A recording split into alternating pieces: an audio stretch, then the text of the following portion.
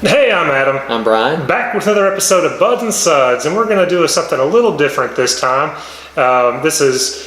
We've kind of done something similar to this before, but I was really intrigued by Darwin's episodes of the brown bag beer. And we'll try to put a link to at least his channel, if not his episodes, in this one of those, which were cracking me up. So today we decided to do blind beer. We're going to do two, each individual separate videos. But the first one, I picked this for Bryan.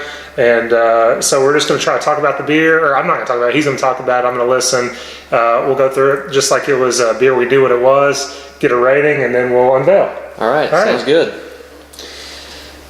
All right, well, it's translucent, amber, light amber. Decent size head. I mean, the head actually holds the glass pretty good. Nice lace. The head's really white, creamy. Let's get the aroma.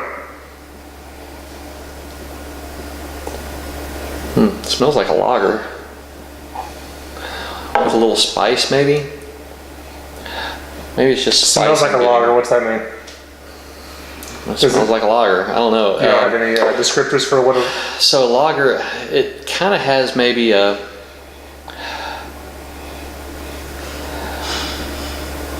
I get a little bit of a candied smell, but there's a, I don't know, a very distinct aroma. And I have to admit, I'm not really sure how to describe what a And the spice you talked about, can you get anything more of that? It's just a generic...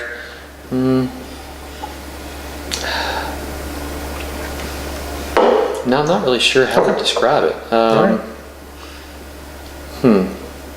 me try again. Let me do the taste and I'll come back to it. Cheers. Cheers.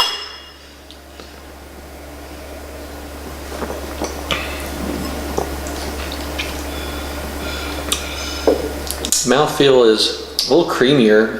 I kind of expected that with the head.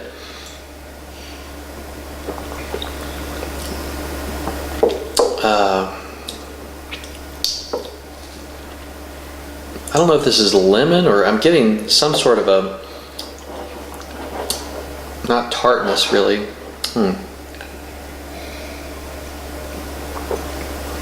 You still think it's a lager?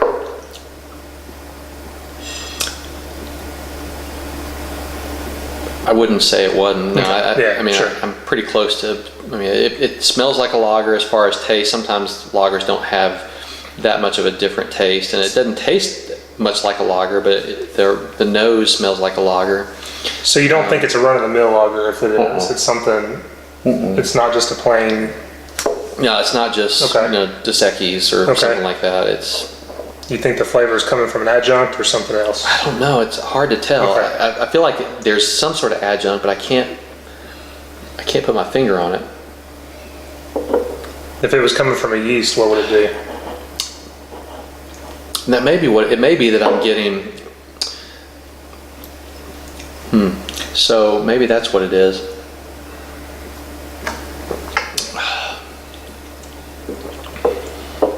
I would bet. So it smelled like a lager. I didn't really get, the typical estery aroma. Some lagers you can get big esters, but to me the nose was fairly clean. I didn't get banana, clove. I didn't get the typical esters that you get from what I expect this may be, but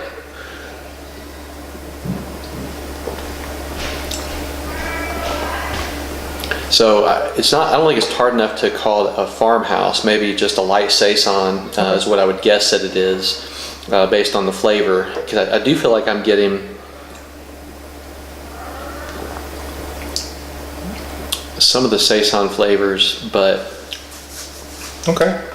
it's hard to really pin down because I don't get a particular fruit that comes out. I don't get a particular grain that sticks out unless I may actually get a little bit of wheat. Might be the only thing I get. And so you got kind of a general idea of the style now. So how good is it? What's your rating? I'd say it's decent. I mean, I wouldn't give it a super high rating, but then again, I'm not an expert in this style. We've not done a lot of videos in this style, and I've not drank a lot of this style, but I do kind of like it. I would probably give it maybe let me give it another whirl.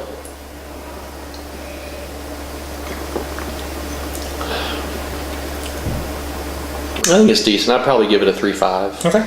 I don't think I'd go any higher than that based on the flavor. All right. So this is Vitus. Okay. From Weihenstephaner. So this is a Weizenbock. So it is a lager. It's a bock, but it's got the wheat characters, and it's got the Belgian character as well. So this is described as fruits of apricot, banana, and clove. I don't. And then kind of a wheat flavor. It's actually pretty highly rated. It's won some awards. It gets a 95 on Beer Advocate. It gets a 394 on Untapped. And we had this maybe a year and a half or 2 years ago, and you gave it a 4.5. Oh well, my tastes have changed. Yeah. As far as me, I like this beer a lot, and it's 7.7% ABV. The reason I picked this one is because we don't do a lot of this style, but I love the banana clove flavor, and I do get that in this one. It kind of has that Runts banana taste to me, which I really like. And plus, it's a pretty highly rated beer that you can get, pretty available. Not that I was trying to see if you would give it the same rating or not. I figured you wouldn't. I think the 4.5's high. 95 on Beer Advocate I feel is high as well. For me, this is probably, and I give it the same. For me, this is probably right around a 4. Okay.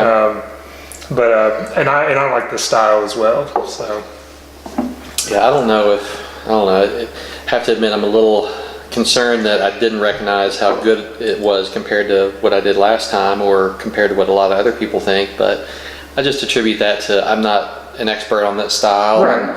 I honestly don't really get much of the ester. I mean, maybe a little bit of esters, but there's no way I could pin that down to banana and clove. And that's what made me think that it was just a lager. Yeah, I mean, I'm getting that, and I'm looking for it. Just kind of pick it out of the blue. You have a plethora of flavors to choose from, and if it doesn't just hit you as that one, it's hard to get that. But I do think the more I drink, I get a little more banana flavor, but I still don't get banana on the nose. But still, thanks for bringing that one. That was interesting. Yeah. fun blind beers, and you'll get to torture me next. That's right. All right. Anything else? No. As always, if you can't have the beer you love the beer you have. Thanks.